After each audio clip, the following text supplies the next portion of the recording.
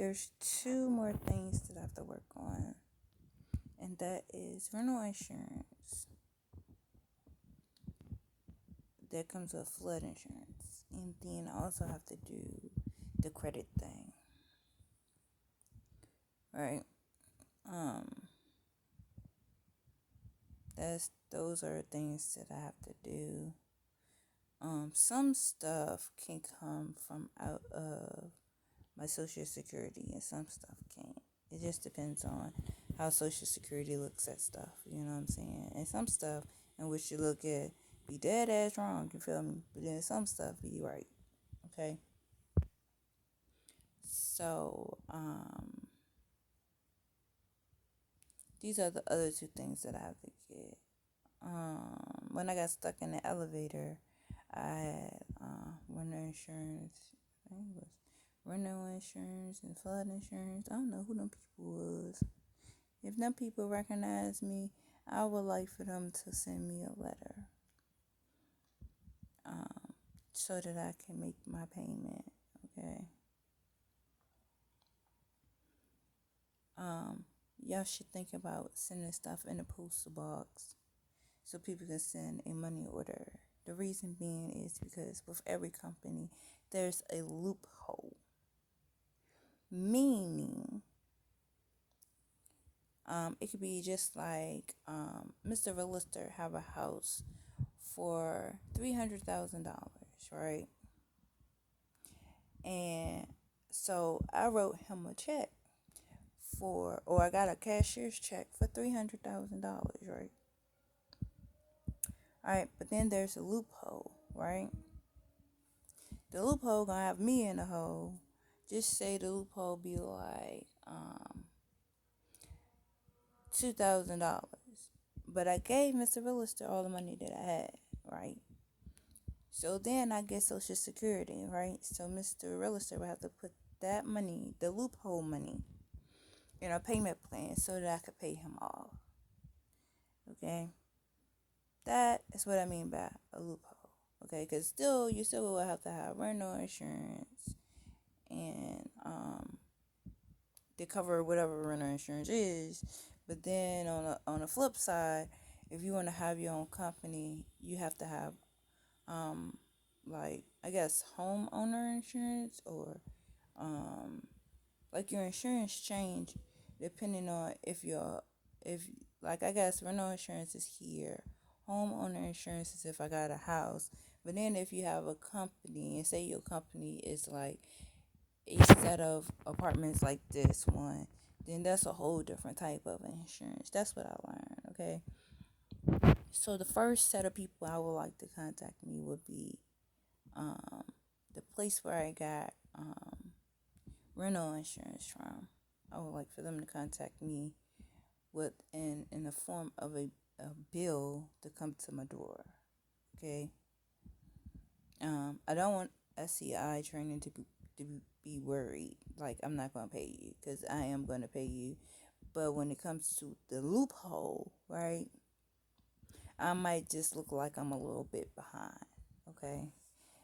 But then you have to understand that the book in which I'm reading states that there are certain things in which I'm supposed to be doing that I might ain't doing. So I want to get on one accord with that. You feel me? So I got identity theft, and that comes out of my Social Security. But then I am doing the life insurance policy, and basically I'm trying to pay it off for like a year, basically, or at least 8 months, really. So then the next thing would be the rental insurance. But I think that when you get a house address, then it's homeowner insurance. But then if I have a company, it's called something else. Okay. And I ain't really sure what that is right now.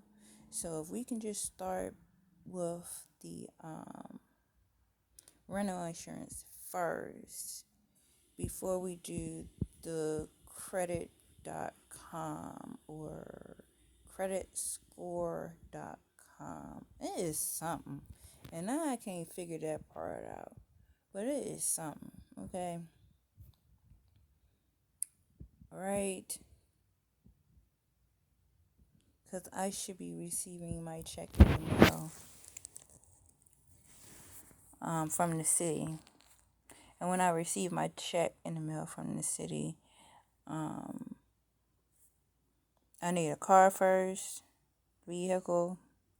Then I can work on, when I get my money that I win, getting a house. I was just thinking about like parking. Like, where are my two kids? They about to start driving. Where they gonna park at? I got to think about, I'm gonna have a car. My husband gonna have a car. So then he has twins and then a single child. And then when they start to have a car, you feel me? Where all us gonna park at? Where are all these cars gonna park at? I just got to thinking about that. You know what I'm saying? That's just all. I just got thinking like, Lord have mercy, all these kids gonna have 5 kids, gonna have a car. Then the mom and daddy gonna have a car. And where is all of us gonna park at? I really got to think about that. That's why it's probably better if Mr. Realtor picked the house out. You feel me? If he understands that, well, she has 5 growing up children that will have a car, so then we is gonna have to, and then they gonna have to wanna, give them a room. You know what I'm saying? Then she might want to adopt a child. You feel me? And then like I want to have another baby. You know what I'm saying? And at the end of the day, where is all us gonna sleep at? Where are all of us gonna park at? These are things which people have to look at. That could be a house in Chesterfield, though. I'm gonna get back on Mr. Realtor page because I'm thinking like, he has 3 kids. I have 2 kids. I want to adopt a child. Then I want to have a baby. So then we have the 2 elder children, which are my children, that will be in vehicles soon. Then we have the younger in age, they are teenagers, the young teenagers, that eventually will be in cars. And then the treatment of the foster child. Because eventually the foster child will go on a car too. So, like, where is all of this space going to come from? You know what I'm saying? So, I really have to really think about all of that. But first thing first, the rental insurance first. That'll be the first thing. You're going to teach somebody some rental insurance first before you start to work on your credit. Because then if I could pay 6 months, 6 months out of rental insurance, you feel me? Where then I ain't got to worry about this in particular thing. You know what I'm saying? But then the company would teach me that you just went from rental insurance to homeowner insurance. And this may cost just a little bit more. Regardless that I'm be paying Mr. Realtor, like, basically the whole check for a house. Because I want to be like in one of them down positions, you feel me? You know what a down position is? Oh my goodness, I'm about to lose my damn house. I don't want to have that moment at all. You know what I'm saying? And yeah, it is $1 million. If you think about it though, when you buy a house and you buy a car, you gotta make sure your son got a car. You gotta make sure, you know what I'm saying, that the house has furniture in it. Everybody got beds. Everybody got what they need. You know what I'm saying? That's a whole lot. That's $1 million right there. A house and everything in it. I don't think that I'll be paying a mortgage if I pay them everything. Because basically they're looking for people to go into a mortgage with a bank. Basically, get a loan from the bank. The bank gonna pay for your house and you gotta pay the bank back. Okay, no, I ain't gotta do that. For real.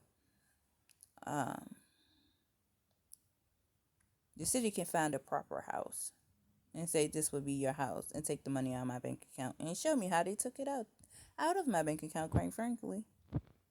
They can do that. You just gotta know the right people and talk to the right people, though, in order for them to do that. But how I'm looking at it as um, is the situation of the twins being in their own room is to my children being in their own room. You know what I'm saying? And if Natalia ever decides she wants to come home with daddy, she'll have her own room. And see, that involves the state, the Department of Social Services, you feel me? And making sure that the house that I get have enough rooms for all of us, you know. That's pretty much it for me. I'm just like, yeah, where the kids gonna be upstairs and I'm gonna be downstairs. You know what I'm saying? Um, yeah. And if I got to run up them steps to calm them down, I got to run up the steps to calm them down. You know what I'm saying?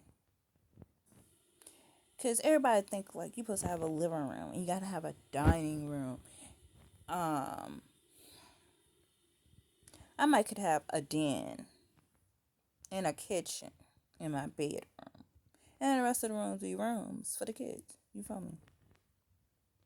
That look like an adoption agency to me. What you think? Considering how the paperwork is in Oliver Hill Court building. Huh? Yeah, exactly.